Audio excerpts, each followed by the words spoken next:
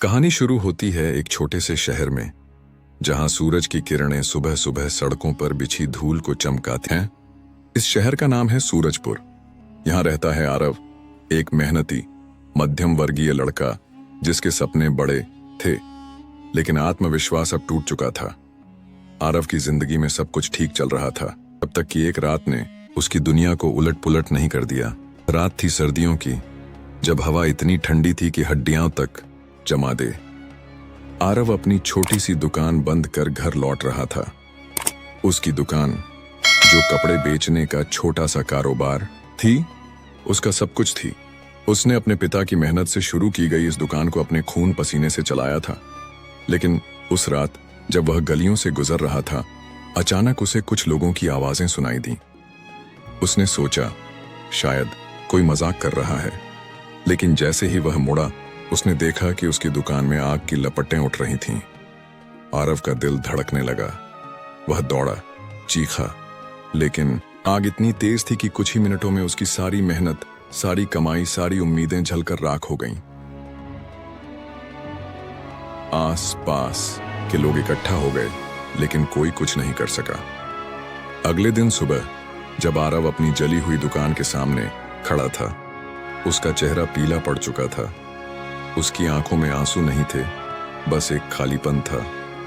वह सोच रहा था कि अब क्या होगा। उसकी माँ जो बीमार थी, का इलाज कैसे होगा। उसका छोटा भाई जो स्कूल जाता था, उसकी फीस कैसे भरेगा। सब कुछ खत्म हो चुका था। उस दिन से आरव बदल गया। वह पहले जैसा हंसता खेलता लड़का नहीं रहा। वह दिन रात बस एक ही बात सोचता, मैं हारा हुआ हूं, मेरी किस्मत में कुछ नहीं बचा। वह मेहनत करने से डरने लगा। उसे लगता था कि चाहे वह कितना भी कोशिश करे, सब बेकार है। उसने नई शुरुआत करने की सोची, लेकिन हर बार उसका मन कहता, तू असफल हो जाएगा, तुझे कुछ नहीं आता। वह अपने ही विचारों का गुलाम बन गया।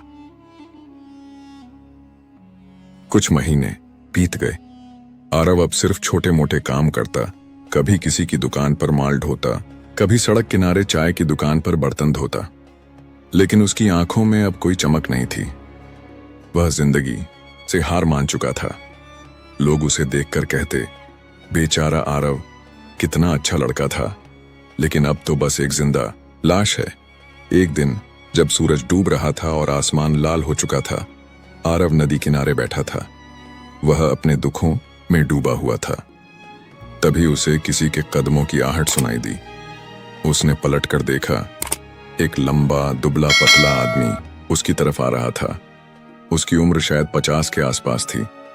उसकी दाढ़ी सफेद थी, लेकिन चेहरा इतना तेजस्वी था कि उसकी आंखें चमक रही थीं। उसने साधारण कपड़े पहने थे, लेकिन उसकी चाल में एक अजीब सा आत्मविश्वास था। वह आरव के पास आकर बैठ गया। क्या सोच रहा है लड़के? उस आदमी ने पूछा। उसकी आवाज गहरी थी, लेकिन उसमें एक अजीब सी शांति थी। आरव ने उसे अनदेखा करने की कोशिश की। वह नहीं चाहता था कि कोई उससे बात करे, लेकिन उस आदमी ने फिर कहा, मैं जानता हूं तू टूट चूका है, लेकिन क्या तू सचमुच हार मानना चाहता है? आरव को गुस्सा आया। उसने कहा, आपको क्या पता मेरे बारे में? आप कौन हैं? मैं विराट हूं, उस आदमी ने मुस्कुराते हुए कहा, और मैं यहां हूं तुझे यह बताने के लिए कि तू अभी हारा नहीं है। आरव को उसकी बातें अजीब लगीं। वह उठकर जाने लगा, लेकिन विराट ने उसे रोक लिया। एक मौका दे मुझे, उसने कहा। मैं तुझे दिखाऊंगा कि तू अपनी जिंदगी बदल सकता है, लेकिन इसके लिए तुझे अपनी सोच बदलनी होगी। आरव की आंखों में आंसू आ गए।